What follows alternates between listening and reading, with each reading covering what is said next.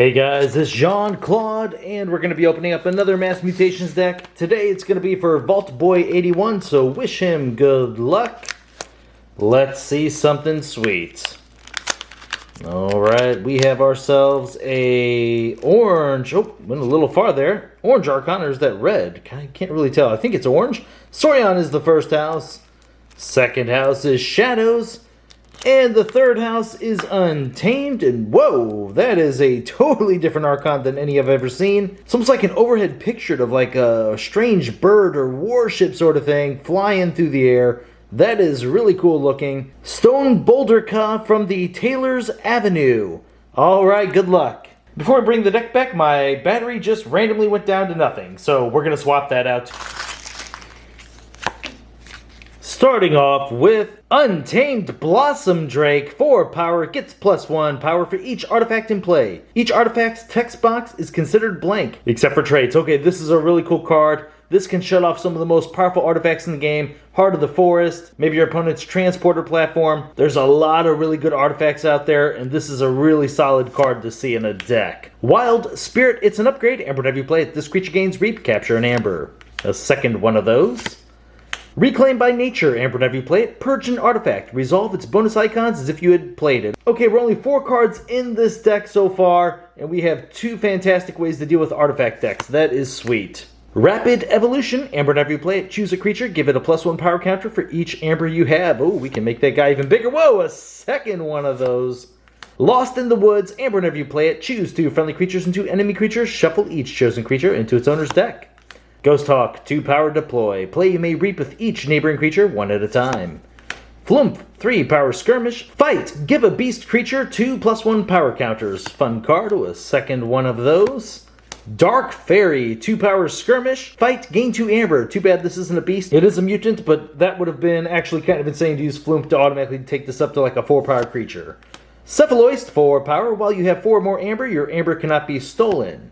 Now we're on to Shadows, and we have a leader. It's the Shadow Council, 3 power elusive. While it is in the center of your battle line, it gains action steal 2 amber. I personally like that card quite a bit. Oh, Safe House. It's an artifact, amber whenever you play it. Action, archive a friendly creature from play. This is around the same power level as Transporter Platform. Now we do have a question we're going to have to ask ourselves. We have a Blossom Drake in here. Are we going to play that Blossom Drake? Because if we have some great combos with the Safe House, we're definitely going to want to be able to abuse this. Especially if our opponent doesn't have any abusive artifacts. Ransack, steal an amber, discard the top card of your deck. If that card is a Shadows card, trigger this effect again. That's very good. Vandalize, amber whenever you play it. Look at the top 3 cards of your opponent's deck, discard 1, and put the others back in any order. In the limited amount of Mass Mutations gameplay I've got to play, this card right here has actually done a lot for me. So this is actually a welcome addition to any deck. Sometimes it can just really break some things up your opponent's trying to do. Especially when you're playing something like Archon, you see what your opponent's deck is all about, and sometimes you can get rid of a combo piece. Or just a great card in their deck. Tempting Offer, amber whenever you play it. Enhance the Capture Pip, return an enemy creature to its owner's hand. If you do, your opponent gains an amber. Seeker Needle, it's an artifact. Action, deal 1 damage to a creature. If this damage destroys that creature, you gain an amber. A second one of those.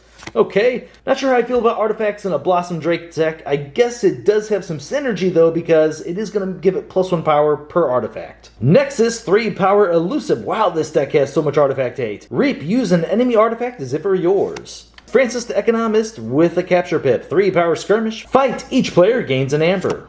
A second one, no Capture Pip there. Dark Wave, amber whenever you play it. Deal 2 damage to each non-mutant creature. Oh, Bow Nithing, 2 power play. Steal an amber for each forged key your opponent has. This is a very powerful card when combined with that safe place. Imagine your opponent's on 2 keys, play this guy, immediately archive him using the safe place, steal 2 amber every time you call Shadows. Now we're on to, oh, whoa, check it out. We have ourselves a Maverick, Shoulder ID, 6 power. It's normally in this house right here, but we're going to see it here in Sorion. Shoulder ID is 6 power, taunt, cannot fight. If it would deal damage, steal 1 amber instead. Very cool. Patronage. Move half the amber from a creature to your pool, rounding up. Move the remaining amber from that creature to your opponent's pool. Library of Polyosaurus, it's an artifact, another artifact. Action, move an amber from a friendly creature to your pool. Dreadbone Decimus, 5 power. Play fight, you may exalt it. If you do, destroy a creature with lower power than it. That's a very nice card. Oh, Curiosaurus. It's an artifact. Each creature with amber on it gains destroyed. Move 1 amber from this creature to the most powerful enemy creature. Okay, we had some capture effects. Let's see here. Not too many ways to put amber onto our creatures, but it is going to be important to spread them out when we can. Prefectus Ludo, 5 power. Each other friendly creature gains destroyed. Move each amber from this creature to the common supply.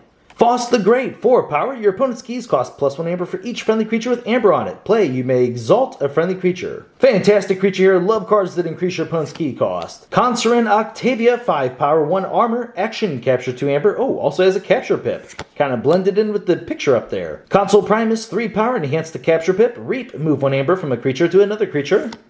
A second one of those. Citizen Shreks with the capture pip. 3 power, play Reap, exalt it. If you do, steal an amber. Very nice. And the final card of the deck is Chant of Hubris. 1 amber whenever you play it. Move 1 amber from a creature to another creature. Okay, this deck looks pretty fun. Feel like we had a lot of amber, good amber control, great creatures. So we'll have to see where this thing ends up. Okay, so for amber, we'll put Citizen Shreks up as well. Let's see. Okay, Patronage will hopefully get us some. Shoulder ID has a decent odds. Bo Nithing, yeah, we can count him. Typically not going to play him unless we're going to get the amber off of him. Or I guess if we can safe house him immediately, that's worth it. Let's see, Shadow Council, won't count that. Same with the Dark Fairy. You know, we could probably put both those up and count them as 1 total. Yeah, I'm feeling that. Ghost Talk is nice. Yeah, Lost in the Woods. Rapid Evolution, got some great targets for that card. Let's count it up. 1, 2, 3, 4, 5, 6, 7, 8. 7 we combine these, so that's 9, 10, 11, 12, 13, 14, 15, 16, 17, 18, 19.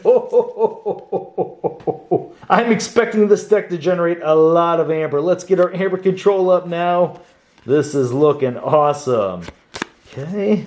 Safe House will kind of put that up. We'll have to examine just how much it is doing here, but yeah, let's see. Shoulder ID, okay. Man, you can almost say Patronage is amber control as well, even though your opponent's getting some. I don't know how we'll count that. Chance of Hubris, definitely. Shrek's okay. Consul Primus, I guess moving some amber around does help. Faust, very nice. Wow, Ludo's taking the amber away. Curiosaurus, we're going to have to count that in some way, shape, or form with this. Library of Polyosaurus, yes. Okay, man, I might have missed some capture pips now that Francis reminded me of it. Let's see here. Gosh, there even could have been some more amber with the Secret Needles, but then again, Blossom Drake, it's hard to say. Make sure we didn't miss any other capture pips. Don't think there was any in the Untamed side. Oh man, wow, and that's a huge, huge stack of amber control cards. What do we got? Oh my gosh. Oh, I cannot believe this. Here we go. 1, 2, 3, 4, 5, 6, 7, 8, 9, 10, 11, 12, 13, 14, 15, 16, 17, 18. Oh my gosh. That is half the deck that is contributing to amber control in some way, shape, or form. That is absolutely absurd. All right, let's get the creatures up. In case you didn't already notice, that's what I was pulling up. And as I said, that's going to be another impressive count. Maybe Untamed was the only house that was lacking on creatures, but that's going to be just fine. Let's see here. Yeah, a decent amount in Shadows. Felt like a good amount in Saurians. Oh, then again, we hit that pocket of Untamed there at the end. Let's count them up. 1, 5, 10, 15, 19. That is sweet.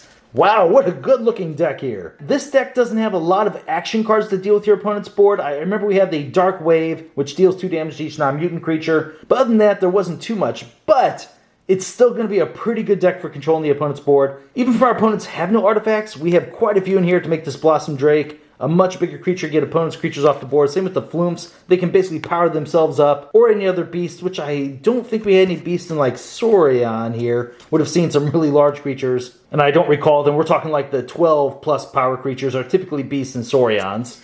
Just had some good fighters. We had the Skirmish guy right here. Dreadbone will help control your opponent's board as well. Let's see here. I know there had to be some others.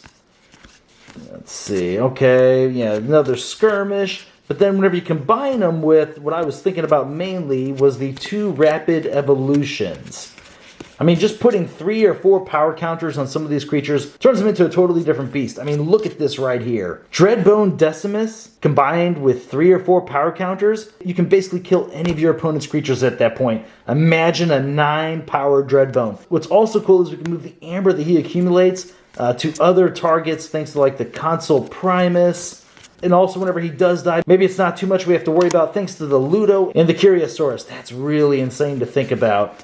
There's some other good targets like the Dark Fairy for those rapid evolutions. Even the Shadow Council becoming like a 7 power creature with elusive. It's much easier to keep it around, keep it in center of your battle line, stealing 2 amber. The rapid evolutions in this deck are actually kind of clutch. That's really insane to think about. We mentioned earlier 18 amber control in here. That's just insane. It had a huge amber count as well. I guess we did have Lost in the Woods to help get some other creatures off your opponent's side of the board, but honestly, with all the skirmish and the plus power counters and little tricks this thing has, you're going to be able to really dominate your opponent's side of the board. This is a crazy looking deck.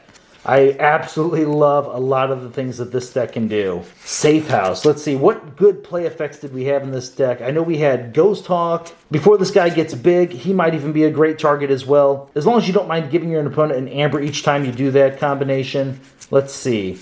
Was there any other good play effects? Yeah, there's the Ghost Hawk. We talked about the Bow Nithing, so I'm not counting that. Shrix, not so much. He's just going to get bigger. Yeah, that's not bad at all. Faust is a fantastic card in this deck. There's going to be plenty of times where we have 2 or 3 amber across our creatures. Your opponent's going to have to pay 8 or 9 amber just to forge a key. Imagine rapid evolutioning him as well. This is really cool. Yeah, those rapid evolutions, this is my favorite deck I've ever seen those in. And there's just a lot of great capture, a lot of good ways to keep your opponent low on their amber counts. We didn't have a huge amber control card, but I think with the pressure that this deck will put on your opponents, they're not really going to have a way to stockpile them unless they're a huge rush deck. And a lot of times rush decks, something just kind of sputter out. They're really good at making 1.5 keys. But after that, they can struggle, especially if you have a way to deal with their boards or just kind of keep the amber away from them. This deck is really, really good, guys. Wow. Congratulations, Volpo81. I never really pay attention to the SAS rating system, but I'm kind of interested where they would rate this deck because honestly, I think it's going to be better than what a rating system would put a deck like this at. Alright guys, well thank you very much for watching my videos and I'll see you next time.